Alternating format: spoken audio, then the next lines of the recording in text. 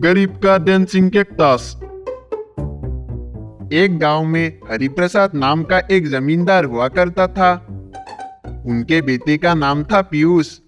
हरिप्रसाद बहुत अमीर होने की वजह से अपने बेटे को जो चाहिए वो लाकर देता था। इसकी वजह से पीयूष बहुत जिद्दी हो गया था। माता पिता की कोई बात नहीं मानता था। एक दिन रात को पीयूष टीवी पर रोबोट मूवी देख रहा था। My dear Robo, welcome to this world. Hello world. I am Robo. Speed 1 terahertz. Memory 1 zettabyte. कुछ देर तक मूवी देखने के बाद उसे भी सिट्टी जैसा रोबोट रखने का मन हुआ। वो जोर जोर से मम्मी पापा को बुलाने लगा।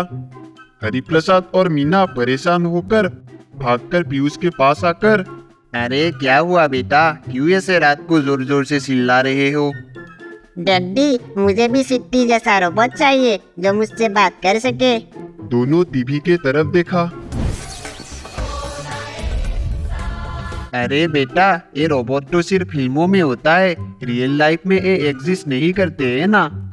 नहीं, मुझे अब भी कैसे भी करके चाहिए, नहीं तो मैं कल से खाना नहीं खाऊंगा। अरे बेटा, इतनी रात को मैं कहाँ ये बोलने वाला रोबोट ढूंढने जाऊंगा, और अभी दुकानें भी बंद हो चुका होगा ना। कल सुबह ही मैं तुम्हें ला कर दूंगा। फिर भी पीयूष निराश होकर रोने लगा। अगले ही दिन हरिप्रसाद कहीं से एक मिनी टॉय रोबोट लाकर पीयूष को दिया।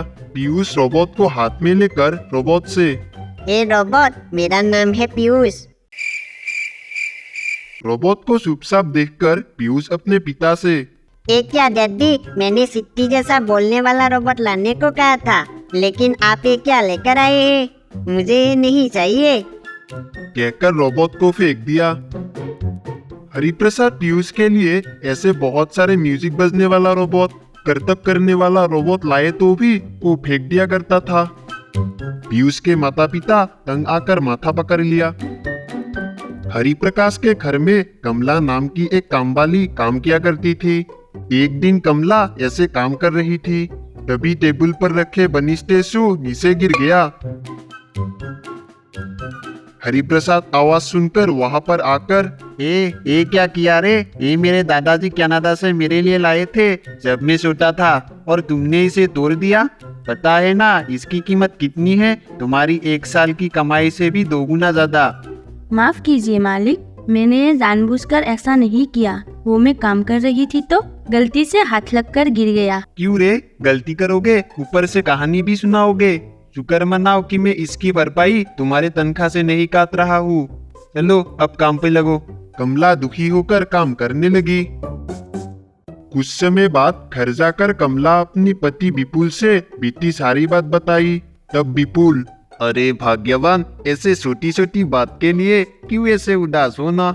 और मालिक ने भी तो माफ कर दिया, आगे से थोड़ा देख के काम करना, कहा। अगले दिन पीयूष रोबोट ना लाकर देने से चिल्ला कर हरिप्रसाद को तंग करने लगा। अरे बेटा, मैं कहाँ से लाऊं? इतनी तरह के रोबोट लाए तो थे, लेकिन तुम्हें वो पसंद नहीं है कहकर फेंक दिया। नहीं, मुझे चाहिए बोला तो चाहिए, अब भी चाहिए। ऐसे तंग करने लगा। कमला भी वहीं पर खड़ी पीयूष को देख मन ही मन सोचने लगा, यही सही मौका है, कल पीयूष के बर्थडे पर उसे एक अच्छा सा गिफ्ट करूंगा। पीयूष को बहुत पसंद आएगा। ऐसे सोचकर कुछ समय बाद घर जाकर विपुल से कहा, सुनो जी, कल पीयूष का बर्थडे है। वो कई दिनों से मालिक से कुछ बोलने वाला रोबोट जैसा पूछ रहा था। मालिक ने बहुत सारा खिलौना लेकर देने के बाद भी वो संतोष नहीं होता था। मैं सोच रही थी कि अगर हम कुछ स्पेशल खिलौने गिफ्ट करें तो वो बहुत खुश होंगे।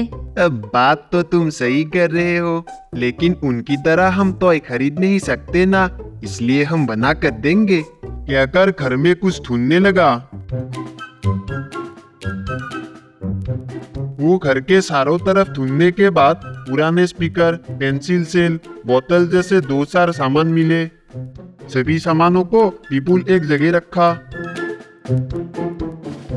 कुछ समय बाद उन चीजों से एक कैक्टस बनाया। विपुल कैक्टस को चालू किया तो वो डांस करके जो बोला वही रिपीट में बोलने लगा, चलो हो गया, चलो हो गया। ये देखकर कमला, वाह जी, ये कितना अच्छा है, ये बहुत स्पेशल है। ये गिफ्ट किया तो पीयूष बहुत खुश हो जाएगा। कहकर टॉय को बॉक्स में अच्छे से गिफ्ट रैप किया।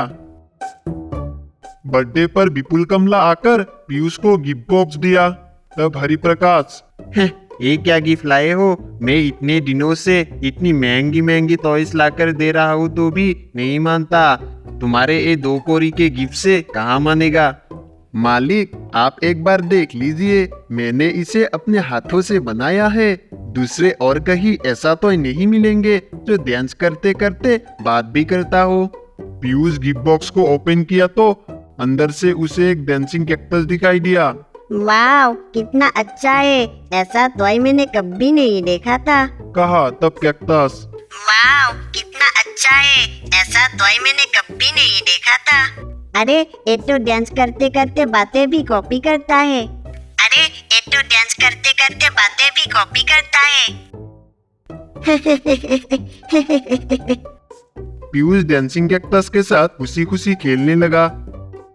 ऐसा देखकर हरिप्रकाश दोनों से, मुझे माफ करना, मैं इतने दिनों से इतनी महंगी महंगी टॉय रोबोट लाकर भी पीयूष को खुश नहीं कर पाया और तुम दोनों ने ये एक ही बार में कर दिखाया। अगर कभी तुम दोनों को पैसों की जरूरत हो तो मुझसे बेझिझक पूछना।